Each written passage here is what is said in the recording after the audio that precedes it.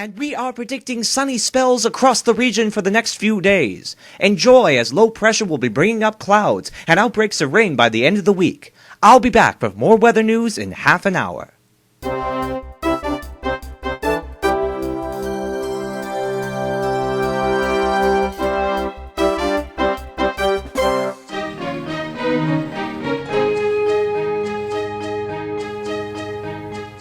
The spring weather had been very dry, drier than anybody had expected. While the amount of passenger traffic had increased, a hosepipe ban had been put into operation. Diesel engines subsidized the normal services to save water.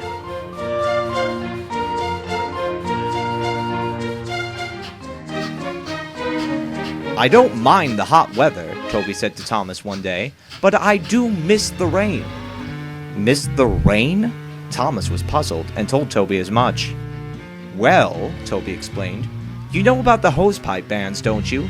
If it gets any worse, I'm afraid some of us will be taken out of service to save water. The Fat Controller wouldn't let that happen to us, said Thomas. We're indispensable. Well, muttered Toby darkly, we all make mistakes. Take that new policeman, for example. A new policeman had come to Ffarquhar and had found it was far from the criminal hotspot he had hoped for. He wandered around the quiet village on his bike, looking for any suspicious activity, and had gone to a lot of trouble for very little reward. The time when he arrested the chief constable for speeding was priceless, grinned Thomas cheekily. Even so, he hasn't calmed down much, has he? No, Toby sighed, and he seems determined to enforce this water ban. Keep an eye out, Thomas. This policeman certainly will be.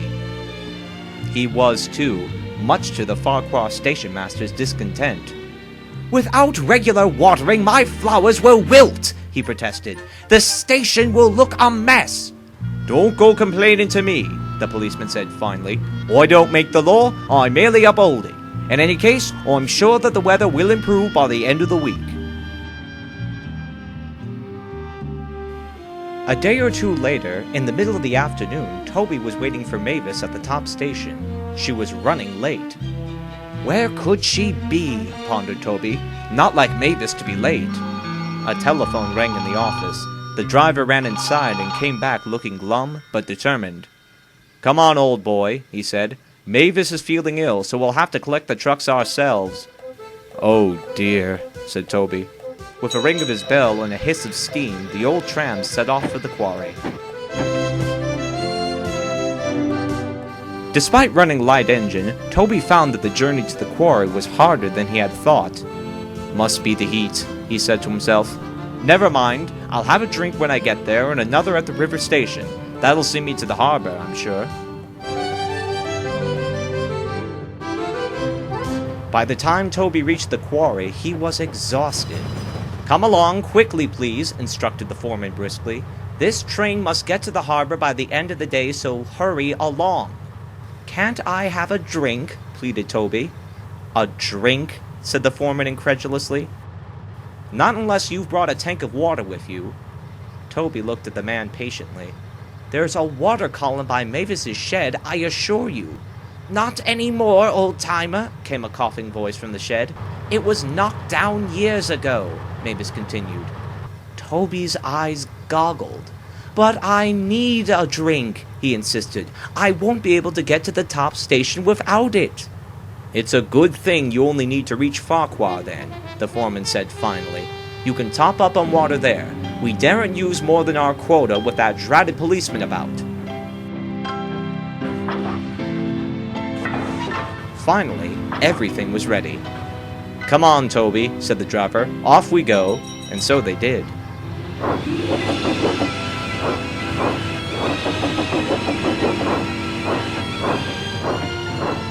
It was getting late by the time they left for home, and Toby decided to hurry.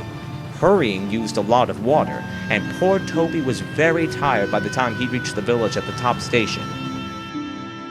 Toby's line goes through the village and across the main road before reaching the cutting yard of the station.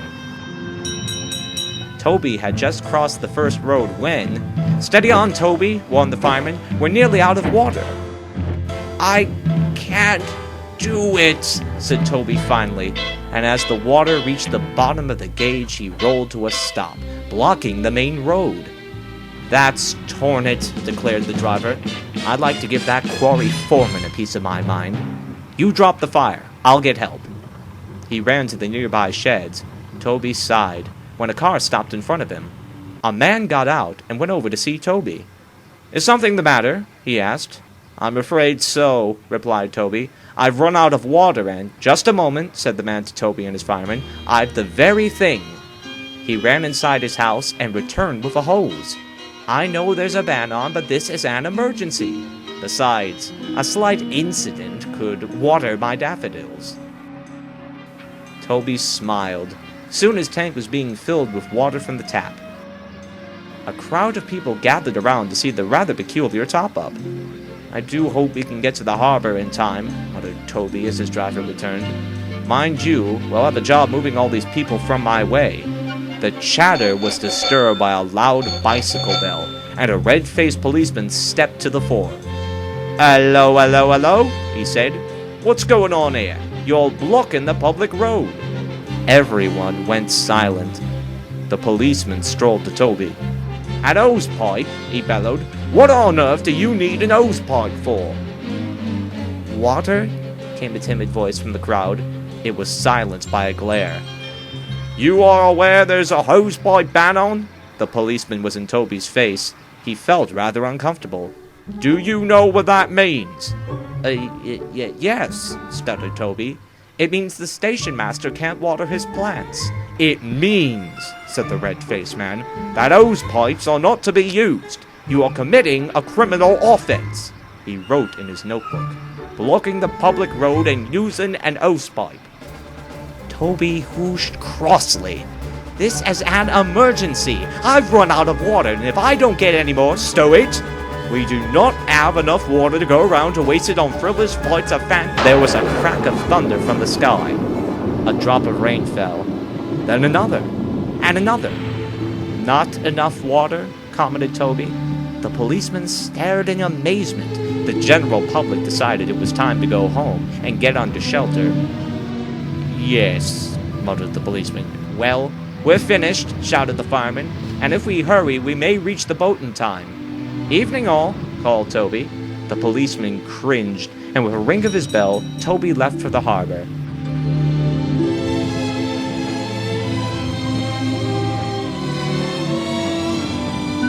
As he rolled past the sheds, he noticed the station master finally able to tend to his flowers.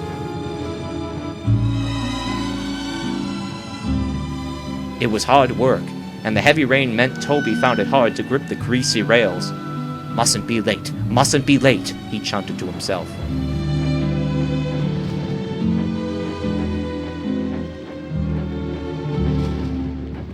Toby reached the harbor just in time. He quickly arranged his trucks and returned home, tired but triumphant.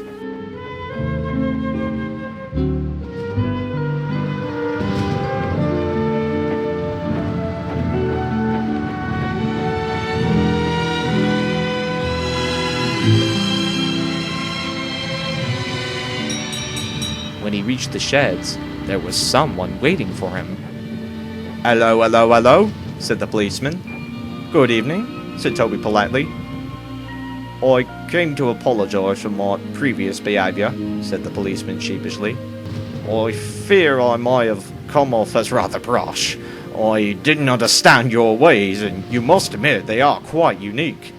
I'll try to be more accepting next time. Goodbye." Toby smiled as the policeman got on his bike and went on his way. "Maybe he's finally settled in," he said to Thomas. As Thomas watched the policeman apologize to the station master, he was inclined to agree.